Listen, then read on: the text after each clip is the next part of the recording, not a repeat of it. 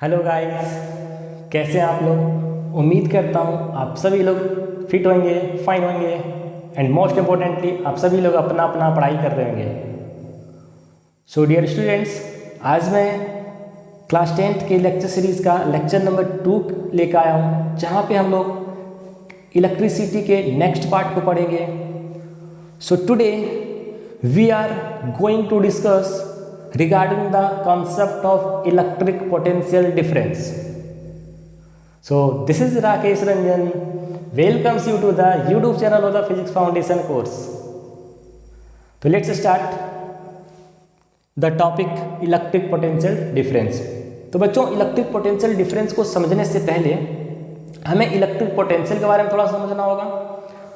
although NCERT में electric potential के बारे में एक लाइन लिखा हुआ है और उसी एक लाइन से आपको सब कुछ एक्सेप्ट कर रहा है एनसीईआरटी कि सब कुछ आप समझ जाएंगे, बट बच्चे हैं, एक लाइन से समझ तो आएगा नहीं, बट कोई बात नहीं, हम लोग हैं जो आप लोग को इस सब सारी टर्म को समझाएंगे। जो एनसीईआरटी में एक लाइन में लिखा हुआ है उसको हम लोग पूरा डिटेल में यहाँ पे चर्चा करेंगे, क्योंकि बच्चों इलेक्ट्रिक पोटेंशियल डिफरेंस को समझने से पहले इलेक्ट्रिक पोटेंशियल को समझना बहुत ज़रूरी है। बिना इलेक्ट्रिक पोटेंशियल को समझे इलेक्ट्रिक पोटेंशियल डिफरेंस नहीं समझ पाएंगे। तो लेक्चर को, वीडियो को पूरा एंड तक देखिएगा, आपका कॉन्सेप्ट बहुत ही बेहतरीन होगा। तो स्टार्ट करते हैं बच्चों। तो बच्चों, इस इलेक्ट्रिक पोटेंशियल को डिफाइन करने से पहले मैं कुछ बताना चाहता हूं जो मैं पहले से लिखा हूं, ताकि हमारा समय बच सके, वीडियो थोड़ा छोटा हो पाए। तो इसका सिंबल क्या होता है बच्चों? तो इलेक्ट्रिक पोटेंशियल का सिंबल होता है V। ऐसा यूनिट होता है जूल पर कूलम, और इसी जूल पर कूलम को हम लोग वोल्ट भी बोलते हैं। तो बच्चों एक ऐसा क्वांटिटी है, तो एक स्केलर क्वांटिटी है। अगेन चार्ज को इलेक्ट्रिक पोटेंशियल को किसी भी तरह का कोई डायरेक्शन का जरूरत नहीं है। हमने पहले डिस्कस कर चुका है कि वेक्टर क्वांटिटी, स्केलर क्वांटिटी क्या होता है, तो हम लोग यहाँ पे और डिस्कस नहीं करेंगे। सो this is a scalar quantity and the formula of this electric potential is work done divided by charge. Work done divided by charge, or we can simply say work done per unit charge is called electric potential. So we can write V equal to W by Q. V equal to W by Q. Okay. Now बच्चों इस term को define करने की कोशिश करते हैं, और उसे डिफाइन करने से पहले मैं यहाँ पे एक चार्ज लेता हूँ, और बच्चों suppose we have a charge Q। So इस चार्ज के चारों ओर इलेक्ट्रिक फील्ड जनरेट होगा। एज वी डिस्कस्ड अर्लियर कि whenever there is a charge there must be electric field around the charge. So due to this charge there is an electric field around this charge. अब मैं क्या कर रहा हूँ, अब electric field के बारे में पता है, डिस्कस कर चुके हैं हम लोग। अब मैं क्या कर रहा हूँ, अब मैं इन्फिनिटी पे पहुंच रहा हूँ। तो बच्चों इन्फिनिटी का मतलब क्या होता है? क्या मैं किसी दूसरे प्लैनेट पे पहुंच जा रहा हूँ, या किसी दूसरे यूनिवर्स में पहुंच रहा हूँ, या किसी दूसरे सोलर सिस्टम में पहुंच रहा हूँ? नहीं बच्चों, इन्फिनिटी का कॉन्सेप्ट जो होता है उसको समझने की कोशिश कीजिए। इन्फिनिटी का मतलब ये नहीं होता कि हम किसी दूसरे प्लैनेट में पहुँच गए।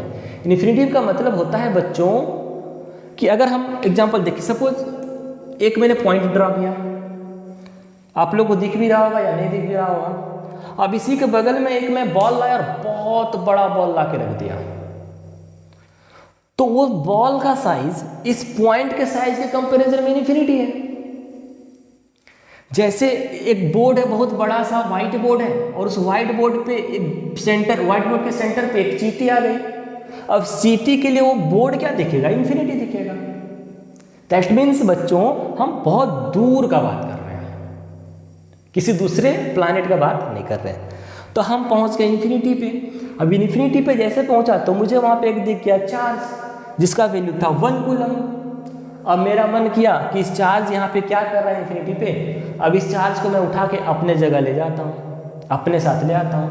अब मैं क्या, उस चार्ज को उठा के अपने पास लाया, अपने साथ उठा के इसको और पॉइंट ए पे ला के रख दिया। तो बच्चों जब इस यूनिट चार्ज को इन्फिनिटी से उठा के इस पॉइंट तक लाएंगे तो हमें कुछ ना कुछ वर्क डन करना पड़ेगा। अपने आप तो नहीं आएगा, कुछ ना कुछ हमें वर्क डन करना पड़ेगा। तो ये जो वर्क डन होता है बच्चों, इस चार्ज को इन्फिनिटी से ए पॉइंट तक लाने के लिए जो वर्क डन हमें करना पड़ा, that is called electric potential. Okay, so now बच्चों अब देखिए, अब एक्चुअली में इलेक्ट्रिक वर्क डन क्यों करना पड़ा, तो try to understand this concept, why we have to do work done to bring this unit charge from infinity to point A. So there is some logic. Okay बच्चों, जब इस point को ला रहा हूं मैं, तो इस चार्ज को ला रहा हूं, तो ये चार्ज क्या हो रहा है, यहाँ पे ला रहा है। जैसे इस चार्ज के इलेक्ट्रिक फील्ड पे आया, तो इस इलेक्ट्रिक फील्ड पे आने के बाद इस पे एक फोर्स लगना स्टार्ट हो जाएगा। And the nature of force depends on the nature of the charges. When both charge are positive, there will be a repulsive force. When both charge are negative, there will be again a repulsive force. But when one charge is positive and the another charge is negative, so there will be an attractive force acts between these two charges.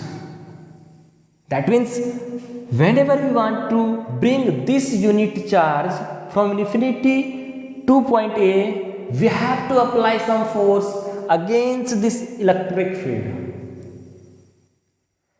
Or when there is a force, when there is a applied force and there is a displacement, there is a work done.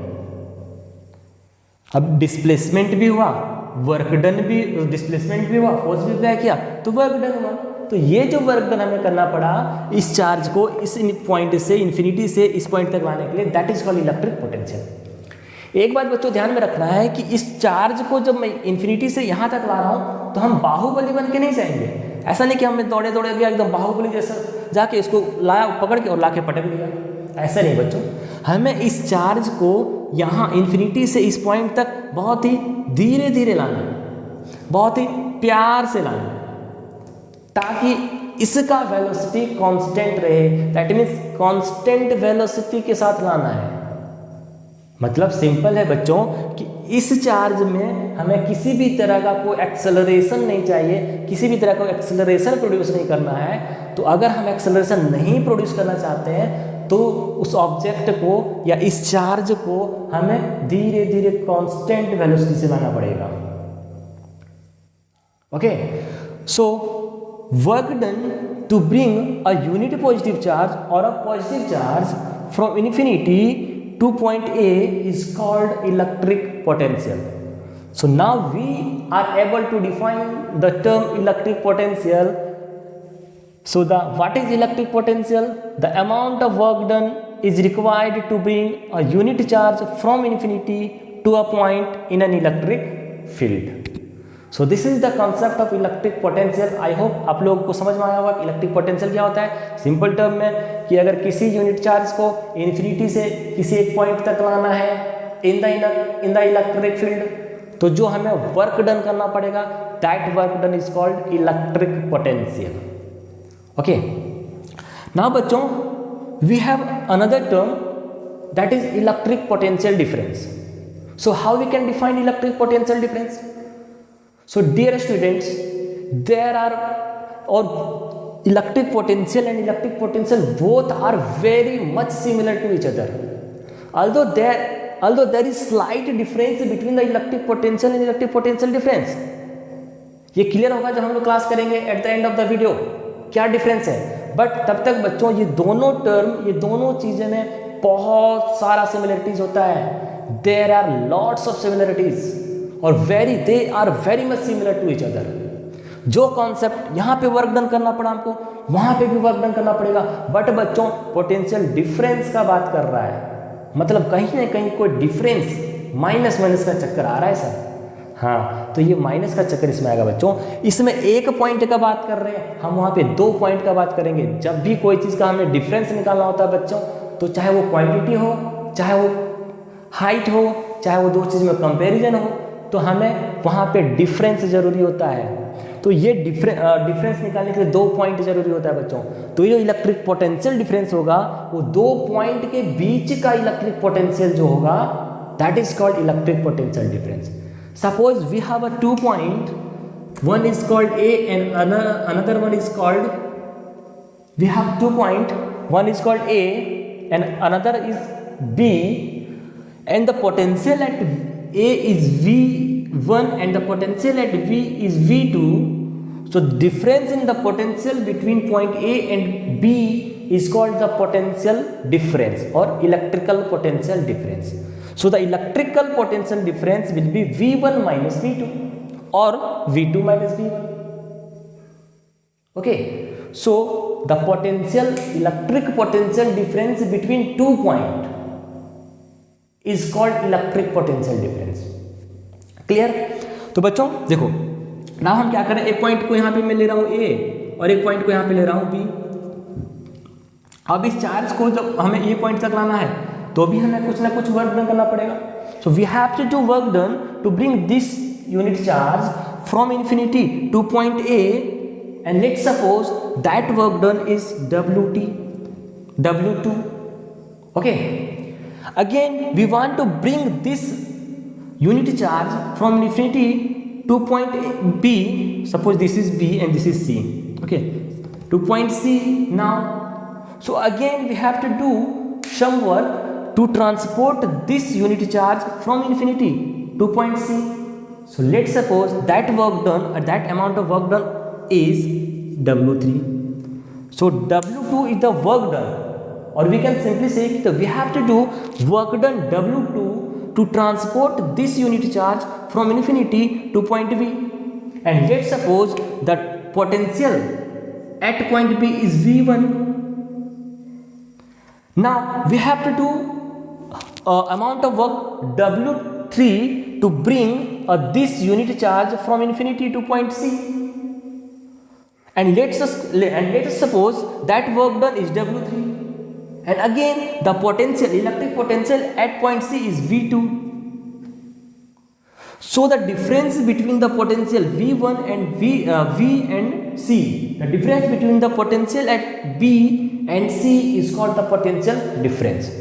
So बच्चों एक common बात है, common sense की बात है कि अगर इस पॉइंट को मैं यहाँ से B तक ला रहा तो यहाँ पे ज़्यादा वर्क डन करना पड़ेगा, क्योंकि इस चार्ज को यहाँ तक लाने में डिस्प्लेसमेंट ज़्यादा हो रहा है और यहाँ पे डिस्प्लेसमेंट कम हो रहा है, यहीं तक डिस्प्लेसमेंट हो रहा है, तो यहाँ पे वर्क डन कम करना पड़ेगा और यहाँ पे वर्क डन ज़्यादा करना पड़ेगा. But we have to do work done whenever we want to bring this charge from infinity to a given point or to a certain point or to a specific point. We have to do work done, and that work done is equal to the electric potential.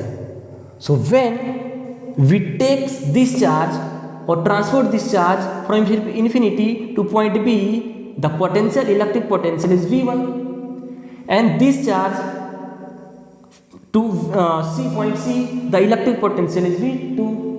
So there is a potential difference between B and C. Both point, that means the potential at B and the potential at C are different. Whenever there is a difference in potential, we treated that as a potential difference or electric potential difference. So this is the concept of electric potential. When we talk about the electric potential, so electric potential is defined at one point, but the electric potential difference is defined at 2 points. So this is the basic difference between the electric potential and electric potential difference. Although both are very much similar to each other, but the difference is that, and the main difference is that, when we talk about the electric potential, there is only one point. Yes, there is another point, infinity, but in physics we assume the potential at infinity is zero, and this is a conventional.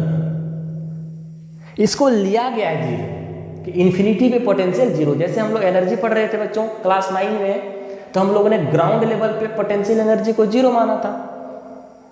इसके पीछे कोई book में written नहीं कि क्यों zero माना था, हमने अज्यूम किया था. So just like the potential difference, just like the potential energy at a ground, we assume that is zero. The electric potential at infinity is also assumed is zero. So when we talk about the electric potential, there is only one point, and when we talk about the electric potential difference, there is a 2 points. Okay, so the difference in potential between point B and point C is called electric potential difference. Okay, now we can define the electric potential difference. So we can simply define the electric potential difference in technical term: the work done or amount of work done to transport a unit positive charge or simply a positive charge from one point to another point is called electric potential difference. Okay, so now बच्चों, I hope आप लोग के समझ में आया होगा. Now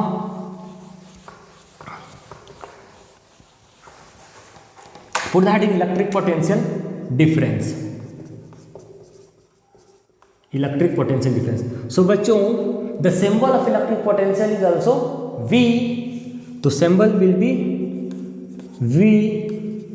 And the unit, SI unit of electric potential difference is also joule per coulomb, or it is also known as volt. And the volt is the most popular SI unit of this electric potential difference. Okay. Now बच्चों, ये जो electric potential difference है, इस electric potential difference को हम लोग voltage भी बोलते हैं. यकीन मानिए, ये जो वोल्टेज हम लोग टर्म यूज करते हैं, that is none other than electric potential difference. Okay, तो हम लोग इसको वोल्टेज भी बोलते हैं बच्चों. तो हम मैं यहाँ पे लिख देता हूँ, इसको वोल्टेज भी बोलते हैं. जो हम लोग बोलते हैं ना घर में, कितना वोल्टेज है, अरे आज थोड़ा वोल्टेज कम लग रहा है, डिम जल रहा है लाइट, वोल्टेज कम हो गया, वोल्टेज ज़्यादा हो गया. हम लोग स्टेबलाइजर यूज़ करते हैं वोल्टेज को मतलब ज़्यादा फ्लक्चुएट करने से, क्योंकि एसी है, एसी में फ्लक्चुएशन होता है, पढ़ेगा. बट अभी समझ लीजिए, इस इलेक्ट्रिक पोटेंशियल डिफरेंस को क्या बोलते हैं? Voltage. Okay, now the formula अगर हम बताएं और जब बोलें कि कैसा क्वांटिटी है, तो इट इज ऑल्सो और it is a scalar quantity. ये कैसा क्वांटिटी है बच्चों? तो ये स्केलर क्वांटिटी होता है. इसको भी किसी भी तरह कोई डायरेक्शन का जरूरत नहीं होता है ना. फॉर्मूला भी वही होता है बच्चों, फॉर्मूला भी वही होता है जो फॉर्मूला होता है इलेक्ट्रिक पोटेंशियल का, क्योंकि इसमें भी तो वर्क डन करना पड़ता है. उसमें क्या कर रहे थे हम लोग? इन्फिनिटी से चार्ज को ला रहे थे, और यहाँ पे हम क्या कर रहे हैं कि सपोज ये पॉइंट ए है और ये पॉइंट बी है, यहाँ पे 1 कूलम चार्ज है, तो यहाँ से यहाँ तक लाने में हमको, इस 1 कूलम चार्ज को यहाँ से यहाँ तक लाने में हमको कितना वर्क डन करना पड़ा? That is called electric potential difference. Okay, so the formula क्या होगा बच्चों? फॉर्मूला वही होगा जो इलेक्ट्रिक पोटेंशियल का है. So V is equal to W/Q. Okay, और यकीन मानिए बच्चों कि ये जो V है, चूंकि हम लोग पोटेंशियल डिफरेंस की बात कर रहे हैं, जब भी हम whenever we are using potential difference term in physics, हम लोग क्या लिखते हैं? डिफरेंस को डेल्टा से डिनोट करते हैं. तो इसको हम लोग बच्चों डेल्टा V भी लिख सकते हैं. Delta V equal to W/Q. Delta V equal to W/Q. Okay, now बच्चों ये सब समझ में आया. अब बात आती है सर, तो ये तो ठीक है, तो कंडक्टर में क्यों चार्ज फ्लो करता है या करंट फ्लो करता है? सो जल्दी से इसको नोट डाउन कीजिए.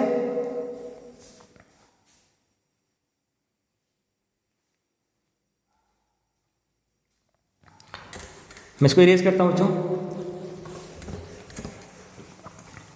अब क्या है बच्चों, देखिए हम लोग वाटर फ्लो के बारे में देखें. तो वाटर फ्लो क्या होता है बच्चों कि अगर मान लेते हैं मेरे पास एक टैंक है, और इस टैंक से इस टैंक में हमको मैंने एक पाइप को कनेक्ट कर दिया है. इस टैंक में इतना पानी भरा हुआ है यहाँ तक, और इस टैंक में यहाँ तक पानी भरा हुआ है. Suppose this is A and this is B. तो बच्चों वाटर फ्लो करेगा कहाँ से? टैंक ए से टैंक बी के बीच में. तो बच्चों वाटर क्यों फ्लो किया? तो वाटर इसलिए फ्लो किया सर क्योंकि टैंक ए में वाटर प्रेशर ज़्यादा था और टैंक बी में वाटर प्रेशर कम था. So whenever there is a water pressure difference, the water starts flowing from the higher potential to the lower potential और higher pressure to the lower pressure. तो बच्चों यहाँ पे जैसे वाटर फ्लो करता है from the high level to low level, high potential to low potential, high pressure to low pressure, जैसे heat transfer करता है from the higher temperature body to the lower temperature body, from the hot body to the cold body. So just like the transfer of heat, transfer of temperature and the flow of water, और electron भी वैसे ही transfer करता है बच्चों. मतलब electron भी उस point से ट्रांसफर करेगा जहाँ पे इलेक्ट्रॉन ज़्यादा है और उस पॉइंट तक जाएगा जहाँ पे इलेक्ट्रॉन कम है. दैट मीन्स बच्चों अगर इलेक्ट्रॉन के प्रोस्पेक्ट में हम लोग देखें, मतलब अगर ए में बात करें तो यहाँ पे इलेक्ट्रॉन बहुत ज़्यादा होगा और यहाँ पे इलेक्ट्रॉन कम होगा. तो इलेक्ट्रॉन यहाँ पे ज़्यादा है तो इसके कारण इलेक्ट्रॉन का फ्लो कहाँ से कहाँ करेगा, ए से बी तक करेगा. क्यों ऐसा करेगा? क्योंकि वहाँ पे इलेक्ट्रॉन ज़्यादा है. दैट मीन्स यहाँ पे जो पोटेंशियल है ये पोटेंशियल ज़्यादा है, ये पोटेंशियल कम है. तो इसी के कारण वाटर फ्लो इलेक्ट्रॉन फ्लो कहाँ से करना स्टार्ट किया, ए से बी तक जाना स्टार्ट किया. तो बात आई बच्चों तो सर कंडक्टर में ऐसा क्या होता है? हमें तो पता है कि ठीक है एक पॉइंट पे इलेक्ट्रॉन ज़्यादा है, दूसरे पॉइंट पे इलेक्ट्रॉन कम है, तो इस पॉइंट से जिस पॉइंट पे इलेक्ट्रॉन ज़्यादा है वहाँ से इलेक्ट्रॉन निकल के जहाँ पे इलेक्ट्रॉन कम है उस पॉइंट पे जाएगा. बट ऐसा कंडक्टर में क्यों होता है? तो बच्चों कंडक्टर में ये जो पोटेंशियल डिफरेंस मैंने आपको बताया, दोनों जो पोटेंशियल डिफरेंस होता है ये पोटेंशियल डिफरेंस क्रिएट किया जाता है, जनरेट किया जाता है. अपने आप नहीं रहता है कंडक्टर में या वायर में पोटेंशियल डिफरेंस. अगर अपने आप उसमें पोटेंशियल डिफरेंस होता है बच्चों तो देखिए जब भी पोटेंशियल डिफरेंस होगा मतलब चार्ज फ्लो करेगा मतलब करंट फ्लो करेगा. तो इमेजिन कीजिए बच्चों कि अगर ऐसा होता तो हम किसी इलेक्ट्रिकल शॉप में अगर एक वायर को लेने गए, मैंने बोला कि भैया हमको 1 मीटर का कॉपर वायर दे दीजिए. जैसे मैंने कॉपर वायर को लिया हाथ में वैसे हमको शॉक लगेगा. बट ऐसा नहीं होता है बच्चों. ऐसा इसलिए नहीं होता है बच्चों कि वो जो कॉपर वायर हम लाए यस उसमें भी इलेक्ट्रॉन्स होते हैं, उसमें भी चार्ज होते हैं, बट वो चार्ज रेस्ट पे होते हैं, मूव नहीं कर रहे होते हैं. क्यों ऐसा हुआ? क्योंकि वहाँ पे जो वायर हमने लाया था उस वायर में पोटेंशियल डिफरेंस नहीं था. और जब पोटेंशियल डिफरेंस नहीं होगा तो चार्ज फ्लो नहीं करेगा, करंट फ्लो नहीं करेगा. और जब करंट फ्लो नहीं करेगा तो हमको लगेगा क्या करंट? कुछ लगेगा क्या? नहीं. तो कंडक्टर में चार्ज को फ्लो कराने के लिए पोटेंशियल डिफरेंस जनरेट किया जाता है, और वो जो जनरेट किया जाता है वो बैटरी या सेल के द्वारा जनरेट किया जाता है. तो कैसे जनरेट होता है बच्चों, इसको समझने की कोशिश करते हैं. आई होप आप लोग समझ में आएगा पोटेंशियल डिफरेंस क्या होता है. कि दो पॉइंट के बीच के पोटेंशियल डिफरेंस, इलेक्ट्रिकल पोटेंशियल के डिफरेंस को इलेक्ट्रिकल पोटेंशियल डिफरेंस बोलते हैं. और वी कैन सिंपली से कि the amount of work done required to transport a unit charge from one point to another point. Okay, बाकी सारा फॉर्मूला भी हमने देख लिया, यूनिट भी देख लिया बच्चों. नाउ समझते हैं कि suppose we have a conductor. अब क्या करें, इसमें भी इलेक्ट्रॉन था, इसमें भी इलेक्ट्रॉन होगा, इस टाइप से इलेक्ट्रॉन है. अभी इलेक्ट्रॉन अब में क्या है कि इस पॉइंट पे हर पॉइंट पे पोटेंशियल क्या है इसका, हर पॉइंट पे पोटेंशियल सेम है. मतलब हर पॉइंट पे पोटेंशियल सेम है, मतलब हर पॉइंट पे देखिए अगर वाटर का लेवल हर जगह सेम होगा तो वाटर फ्लो करेगा क्या? नहीं फ्लो करेगा.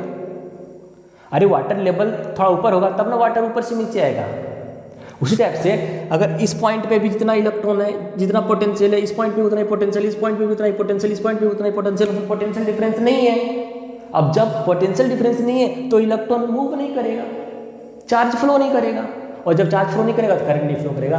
तो ये पोटेंशियल डिफरेंस बच्चों जनरेट किया जाता है बाय कनेक्टिंग अ सेल और बैटरी. बैटरी और सेल कनेक्ट करते हैं. तो बच्चों ऐसा क्या होता है, ये सेल या बैटरी क्या करता है कि पोटेंशियल डिफरेंस हो जाता है. तो बच्चों ये जो सेल है, ये सेल में 2 इलेक्ट्रोड होता है, हम सब लोग जानते हैं, क्लास 8-7 में भी पढ़े हैं. और इस सेल के अंदर में केमिकल्स होते हैं, और सेल के अंदर में रिडॉक्स रिएक्शन होता है. उसको बोला जाता है बच्चों, एक्चुअली इसका हाई कॉन्सेप्ट है, इसको अभी क्लास 10 के लेवल में नहीं पढ़ना है. जब पढ़ना होगा तो 12 में जाएंगे या केमिस्ट्री में पढ़ना होगा. तो this concept of battery is beyond your syllabus, but हम थोड़ा सा बताते हैं, ज़्यादा नहीं बताऊंगा, ठीक है. अब देखिए बच्चों, अब यहाँ पे क्या हुआ, ये बैटरी मैकेनिज्म के कारण या बैटरी के अंदर में जो केमिकल एक्शन हुआ, वो केमिकल एक्शन के कारण क्या हुआ, बैटरी का एक टर्मिनल पॉजिटिव, एक इलेक्ट्रोड पॉजिटिव हो गया और दूसरा इलेक्ट्रोड नेगेटिव हो गया ड्यू टू द बैटरी या chemical action inside the battery. Battery के अंदर में जो केमिकल एक्शन हो रहा है उसके कारण बैटरी का एक टर्मिनल पॉजिटिव हो गया, दूसरा टर्मिनल नेगेटिव हो गया। अब बच्चों एज वी ऑल नो कि अगर ये टर्मिनल पॉजिटिव है मतलब यहाँ पे इलेक्ट्रॉन कम हो गया और इस पॉइंट पे इलेक्ट्रॉन ज़्यादा हो गया। अब इस पॉइंट पे इलेक्ट्रॉन जब कम हो गया, इस पॉइंट पे इलेक्ट्रॉन ज़्यादा हो गया, तो बच्चों इलेक्ट्रॉन कहाँ से कहाँ मूव करेगा, कम से ज़्यादा की ओर। अब देखो होता क्या है, यहाँ पे इलेक्ट्रॉन, यहाँ पे भी इलेक्ट्रॉन है, इधर सब जगह इलेक्ट्रॉन है, इलेक्ट्रॉन है, इलेक्ट्रॉन है। अब यहाँ पे इलेक्ट्रॉन नेगेटिव चार्ज, इधर भी electron negative charge, negative charge. तो ये वाला इलेक्ट्रॉन क्या करेगा, अपने आसपास के इलेक्ट्रॉन को क्या करेगा, रिपेल करेगा। एज वी ऑल नो कि अगर दो सेम नेचर का चार्ज है एक दूसरे को रिपेल करेंगे। मतलब ये वाला जो इलेक्ट्रॉन है इसके नज़दीक, इसके नेगेटिव टर्मिनल के नज़दीक वाला जो इलेक्ट्रॉन है वो रिपेल होगा इसके पास जो इलेक्ट्रॉन उसके कारण। अब मतलब रिपेल होगा तो ये जा रहा है, जा रहा है, ऐसे जा रहा है। अब जैसे जा रहा है ऐसे करके घूम रहा है, तो घूमने के बाद अब क्या, ये पॉजिटिव टर्मिनल है। अब ये पॉजिटिव टर्मिनल क्या कर रहा है, इस इलेक्ट्रॉन को अट्रैक्ट कर ले रहा है। यहाँ से रिपेल हो रहा है, यहाँ पे अट्रैक्ट कर रहा है, यहाँ से रिपेल हो रहा है, यहाँ पे अट्रैक्ट कर ले रहा है, यहाँ से रिपेल हो रहा है, यहाँ पे अट्रैक्ट कर ले रहा है। दैट मीन्स ये बैटरी का एक्शन जो होता है इनसाइड द बैटरी, जो बैटरी मैकेनिज्म है, due to that battery mechanism electrons flow करना स्टार्ट होता है from the negative terminal to positive terminal. और हम लोग कन्वेंशनल करंट का डायरेक्शन बच्चों हम लोग जानते हैं कि opposite to the motion of electron. So the conventional current, ये इलेक्ट्रॉन मूव करेगा and conventional current start from this terminal, positive terminal to negative terminal. अब बच्चों ये जो बैटरी है ना, बैटरी क्या किया, एक तो वो पोटेंशियल डिफरेंस को मेंटेन कर रहा है या पोटेंशियल डिफरेंस को जनरेट किया। दूसरा क्या, बैटरी के अंदर में जो केमिकल्स हैं वो केमिकल एक्शन के कारण बैटरी के दोनों इलेक्ट्रोड में से एक इलेक्ट्रोड को पॉजिटिव कर दिया, दूसरा को नेगेटिव कर दिया। अब जैसे ही इलेक्ट्रॉन को पॉजिटिव नेगेटिव किया तो एक में इलेक्ट्रॉन ज़्यादा हो गया, एक में इलेक्ट्रॉन कम हो गया। अब जहाँ पे इलेक्ट्रॉन ज़्यादा हो गया वहाँ से इलेक्ट्रॉन निकल के जहाँ पे इलेक्ट्रॉन कम था वहाँ पे जाएगा। This is the work of cell. और इसी के कारण कंडक्टर में पोटेंशियल डिफरेंस जनरेट होता है। अब बच्चों यहाँ पे इलेक्ट्रॉन आया, निकल के आया। अब बैटरी का काम एक्चुअली में और क्या है बैटरी का, अब ये बैटरी का वर्क डन कहाँ होगा, तो बैटरी का वर्क डन बच्चों यहाँ पे होगा। अब जैसे यहाँ पे आया तो इलेक्ट्रॉन यहाँ पे आया, यहाँ पे आया, यहाँ पे आके जमा हो रहा है, मतलब यहाँ पे इलेक्ट्रॉन्स बढ़ रहा है, पॉजिटिव टर्मिनल पे इलेक्ट्रॉन्स बढ़ रहा है और नेगेटिव टर्मिनल पे इलेक्ट्रॉन कम हो रहा है। मतलब सर यहाँ पे बहुत सारा इलेक्ट्रॉन जमा हो जाएगा, यहाँ पे बहुत इलेक्ट्रॉन खत्म हो जाएगा। ऐसा होता है क्या, ऐसा तो नहीं होता है। तो क्या होता है, तो बच्चों यहाँ पे बैटरी का वर्क डन होगा। तो यहाँ पे जैसे इलेक्ट्रॉन है due to the battery mechanism, ये इलेक्ट्रॉन यहाँ पे जमा नहीं होता है बच्चों, बल्कि ये यहाँ से निकल के नेगेटिव में चला जाता है due to the battery mechanism. So this is all about the battery mechanism and okay and the potential difference. हालांकि बैटरी मैकेनिज्म के बारे में हमने ज़्यादा चर्चा नहीं किया, but this is all about the potential difference and the electric potential. ना पोटेंशियल डिफरेंस किस पे डिपेंड करेगा बच्चों, तो ऑब्वियस सी बात है, अगर potential charge flow of charge या फ्लो करंट किस पे डिपेंड करेगा, तो ऑब्वियस सी बात है, अगर वाटर लेवल का हम एग्जांपल लें तो अगर वाटर लेवल बहुत ज़्यादा है डिफरेंस तो स्पीड से वाटर फ्लो करेगा। उसी टाइप से अगर पोटेंशियल डिफरेंस जितना ज़्यादा होगा उतना स्पीड से करंट फ्लो करेगा। और यही तो ओम्स लॉ होता है बच्चों, इसी को आगे जाके हम लोग ओम्स लॉ डिराइव करेंगे। तो आई होप आप लोग को समझ में आया होगा। So that's it for today. तब तक के लिए हंसते रहिए, मुस्कुराते रहिए एंड मोस्ट इंपॉर्टेंटली समझ करेंगे, पढ़ाई करते रहिए।